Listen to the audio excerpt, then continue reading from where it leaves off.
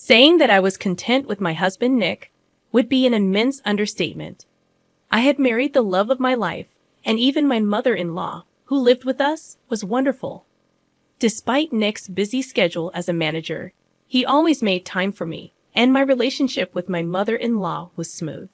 One day, while discussing inheritance matters with my mother-in-law, I mentioned that I had received my parents' shares, which amounted to a significant sum. Her reaction was unexpected. She grew silent and questioned why I wanted it so early. I explained it was Nick's wish for me to have it now. This revelation seemed to disturb her, and she suggested I review our prenuptial agreement. Confused, I confronted Nick, who tried to brush off the situation. However, when I pressed him further, his demeanor shifted, and I sensed a hint of panic in his voice. Determined to unravel the truth, I sought an explanation from my mother-in-law. Reluctantly, she confessed that she had discovered documents in Nick's home office outlining a prenup that significantly favored him, contrary to what I had signed. Shocked, I confronted Nick, who promised to show me the prenup the next day. But when he failed to produce it, my suspicions deepened. During his absence on a business trip, I couldn't shake off my suspicions. Driven by a desire for clarity, I decided to search his office discreetly. After days of searching, I finally found our prenuptial agreement hidden away, raising more questions than answers. Rage coursed through me as I pored over the document. According to this new version of our prenup, most of my properties would be his in the event of a divorce. I was utterly incredulous. The prenup I had signed with Nick, the one my lawyer and I had carefully reviewed, was nothing like this. It had outlined fair terms, where we retained rights to our personal properties and shares. Nick had seemed completely fine with it. I couldn't fathom how he had orchestrated this deceit behind my back. I immediately called my lawyer from back then, hoping for a solution. However, he seemed as clueless as I was, leaving me feeling utterly hopeless. Frustration and stress consumed me. Aimlessly pacing around the office, I stumbled upon a necklace in one of the drawers, unmistakably Molly's. A custom design I had gifted her for her birthday. My heart plummeted. Trying not to jump to conclusions, I called her. She explained she was visiting her parents and wouldn't be back for 2 days. I hung up and rushed to her house, my dread escalating as I saw Nick's shoes next to hers at the door.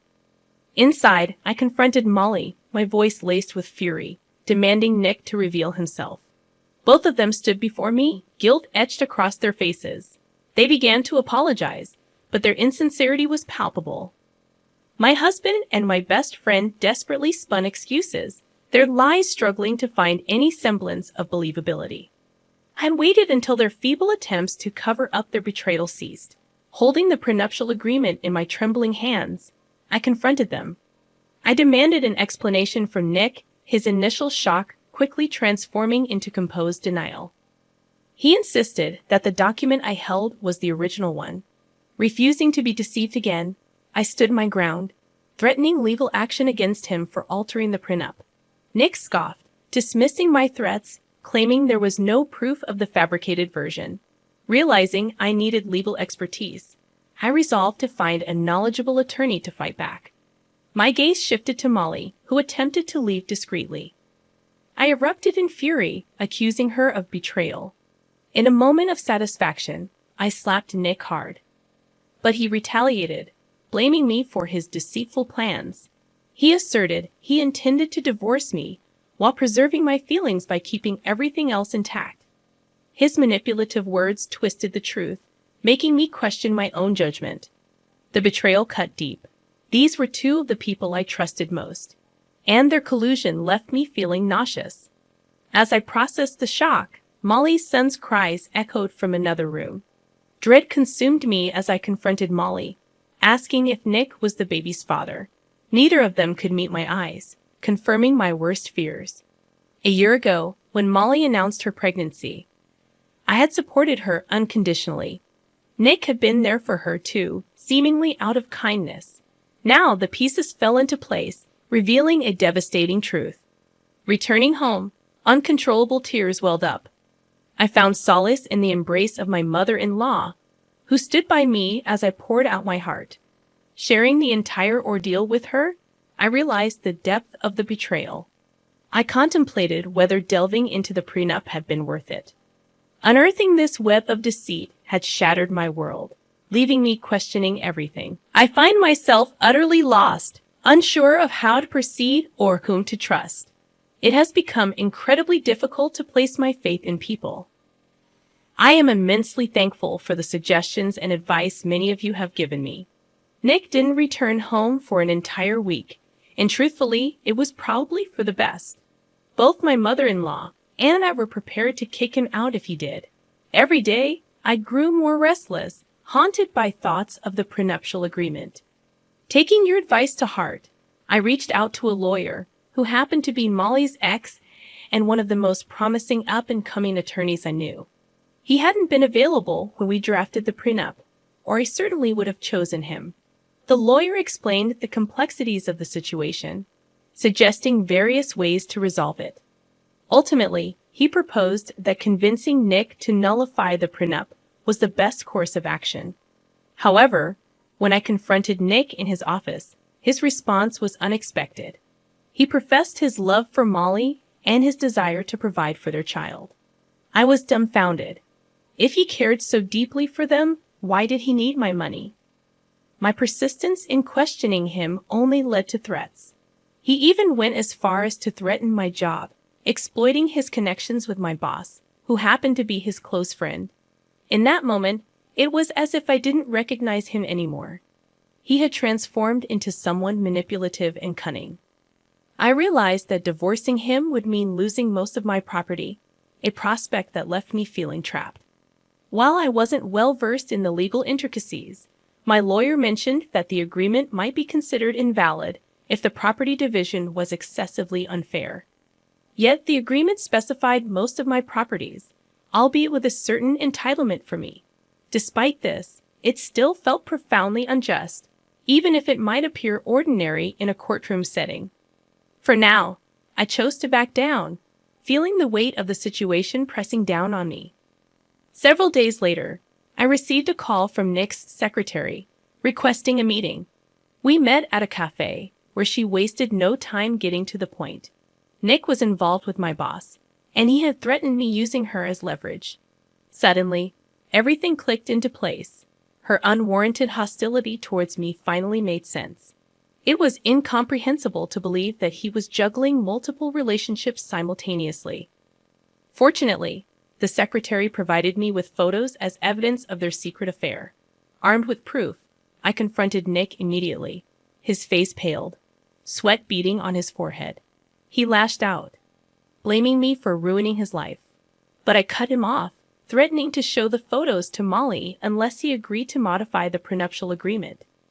Faced with no other choice, he begrudgingly complied, though his fury was palpable. In the following week, we met to revise our prenup agreement. Nick seethed with anger throughout the process, his rage evident to anyone present. When Molly saw her ex with me, she seemed genuinely surprised. Clearly, she hadn't anticipated seeing him after breaking things off upon learning about her pregnancy. After the prenup was successfully modified, I wasted no time. I filed for divorce, ending the toxic relationship that had left me broken and betrayed. Thank you, everyone, for your supportive messages. I want to share an update with you all. I've purchased an apartment and regained ownership of all my properties. The alimony was eliminated, a decision we both agreed upon. Most importantly, I've finally separated from Nick, and it feels liberating. He was involved with Molly for a while, but their relationship soared after she discovered him with my boss. In the aftermath, I resigned from my job and found a better position at a different company. On a personal note, I've started a relationship with my lawyer, Molly, and things are going quite well. It seems that karma works its magic after all. Regarding my relationship with Chris's children, Eric, 17, and Alice, 15, it has always been respectful and caring. While they refer to me as their mother figure to others, they prefer not to use the title mom when we talk privately or in front of other relatives. I've never insisted on the label, valuing our bond more than a title. However, this became an issue with my mother-in-law. She persistently pressured me, believing I should be called Mom by the kids. Despite my attempts to explain the distinction between being a mother figure and the title itself, she continued to push the matter aggressively. In a recent confrontation, my husband stood up for me, asserting that his mother's behavior amounted to harassment. I supported him and asked her to respect the children's choice in how they address me. Unfortunately, this stance led to criticism from other family members, friends, and even some acquaintances who believe we should comply with my mother-in-law's wishes to maintain family harmony. Am I in the wrong for not insisting that my stepchildren call me Mom, and for not agreeing with my mother-in-law's demands? I can't believe your mother-in-law is suggesting that you should force your stepchildren into a specific parental relationship dynamic. It's almost laughable how she thinks you should have adopted them immediately after marriage and changed their last names to yours. The sarcasm aside, your approach is truly commendable. The way your stepchildren address you doesn't diminish the wonderful relationship you've built with them. I wonder if your mother-in-law's reaction stems from a fear that your lack of insistence on the title means you aren't attached to the kids. However, it's crucial to understand that the children's opinions matter most. If they want to call you Mom, eventually they will, and if not, that's perfectly fine. By not pressuring them while offering unconditional love, you're doing the best thing for your relationship. You aren't their biological mother, so pushing them to address you a certain way isn't your place. The kids should have the freedom to express their preferences within the boundaries set by you and their father. If they choose to call you Mom, it should be their decision. If they prefer using your first name, that should be respected too. Frankly, it's quite odd for your mother-in-law to get so worked up about this, especially after a decade into the marriage. I wonder if there might be something else going on with her health or emotions. Regardless, you're definitely not in the wrong here. I'm 26 years old, and I'm pregnant with my first child. My husband, Harry, and I are thrilled about it. We recently announced our pregnancy during a family party. Most people were excited for us, except for my sister-in-law, Jonah. She's 34 years old and happens to be best friends with my husband's ex-wife, Elisa. Elisa and Harry had a short-lived marriage in their early 20s, and it ended due to her infidelity. I met Harry almost 3 years after his divorce, and we hit it off instantly. We're now happily married and expecting our first child. However, Jonah believes that I somehow stole her brother away from Elisa, and that Harry still has feelings for his ex.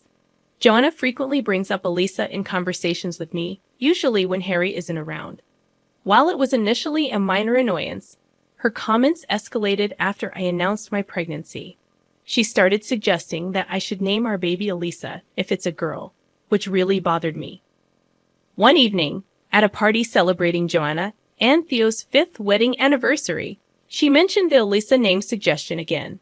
I lost my patience and publicly revealed something no one else knew. I loudly responded to Jonah, asking her if she wanted me to name my child after her high school sweetheart, Marcus, like she named her own son. Everyone at the party was shocked, including her husband, Theo, who looked stunned. I felt bad about hurting him, but I couldn't tolerate Joanna anymore. Harry and I left the party immediately without waiting to see the aftermath. I felt awful afterward, especially when Harry supported me, as he felt I did the right thing. However, his mother called and criticized me for my outburst, saying that I should apologize to Joanna and claim it was a joke. I was already upset with Jonah's comments, and Harry's mother's call made things worse. I declined to apologize and told her to pay attention to what her daughter says to others instead. She also called Harry, and they argued about the situation. She insisted she wouldn't see Harry unless we apologized to Joanna and Theo. Harry is firm about not apologizing, and I feel terrible because I know how much he values his family, and now they're not speaking to him because of what I said.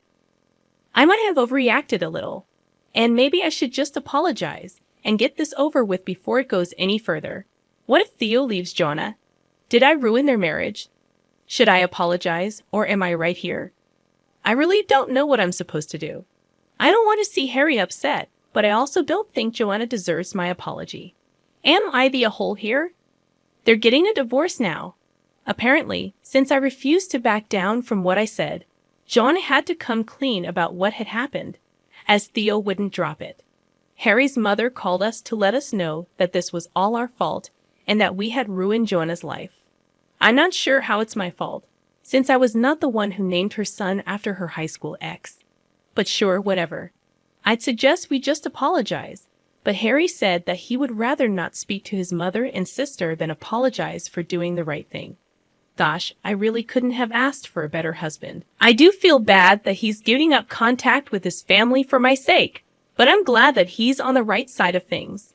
It's been a few days since Theo decided to leave Joanna, and she's been calling us nonstop, mostly Harry, saying that he needs to leave me, and that I'm going to ruin his life. She even went to the extent of saying that Elisa is still willing to take him back, and that she'll make sure that we're never happy together if he decides to stay with me. At this point, we've decided to go no contact with them.